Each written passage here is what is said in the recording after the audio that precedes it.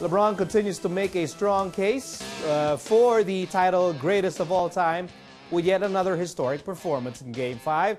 Now, to help us take a closer look at LeBron's big performance in Game 5 is Dave Dufour, host of On the NBA with Coach Dave podcast. And Dave joins us live via Skype from Tucson, Arizona. Good morning, Dave. Welcome to the show. Good morning, Miko. Dave, when LeBron passed Michael Jordan on the all-time playoff scoring list, what did you think of that? Well, I've been making the argument this entire season, since he won last year's title, that if you want to argue that LeBron James is the greatest of all time, I have no argument against that. I'm not ready to say it myself, but I can't tell you that he's not. I mean, he's incredible. He's had an amazing career, and he continues to add to this amazing legacy. It's incredible. And what of Cleveland's domination of the Eastern Conference playoffs?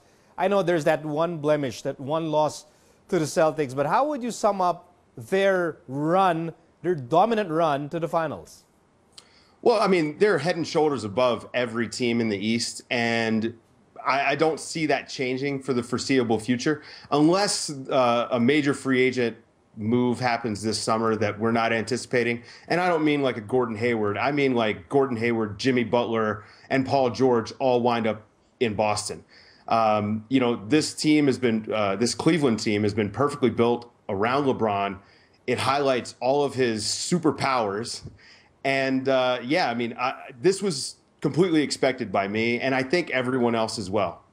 Okay, let's touch on the Celtics a bit here and the future of this franchise. I mean, you hinted that big changes could be coming their way. A lot of the players that people saw in the series could not be wearing the Celtic green next season. What do you think of the Celtics' future?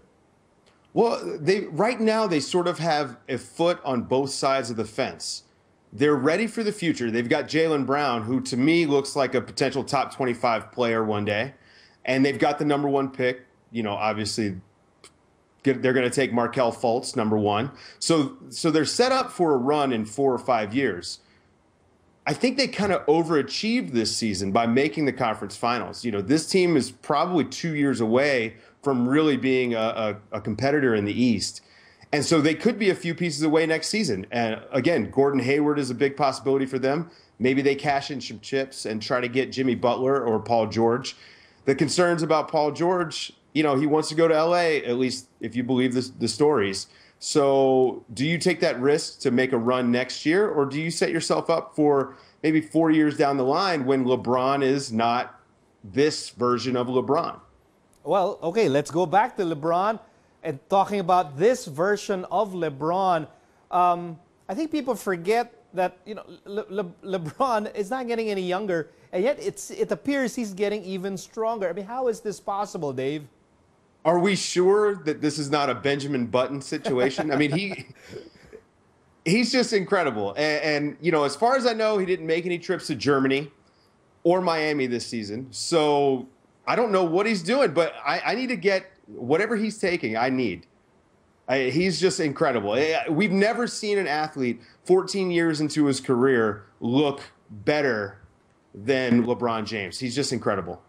And is LeBron incredible enough that heading into their rematch with Golden State, that LeBron and his team can take on that Golden State juggernaut with KD, Curry, and company? Well, this is where I catch a lot of flack, because I respect LeBron, and I think that you almost always give LeBron at least a game because he's just LeBron. I think the Warriors are going to sweep them. I don't even think it's going to be close. And they're just too much. You know, last year, one of the big problems in the finals, Steph Curry was limited, and they didn't have a KD to give the ball to when they needed a bucket. Well, now, if their offense is stalling, if the Cavs defense is better, which, you know, I haven't seen anything to make me feel that way. But if it is, if they're shutting down all the Golden State actions, they can just give the ball to KD and he can work. And you know, as much as LeBron James is a freak of nature, so is Kevin Durant. He's a 7-foot guard who, you know, is incredible in the post. He averaged like 1.2 points per post possession. Don't quote me on that. I was just pulling it off the top of my head. But he's a monster, and I don't know that Cleveland has an answer for that. And there's our winning quote by Coach Dave. Golden State via a 4-game sweep. Thank you, Dave, for joining us today. Thanks for having me.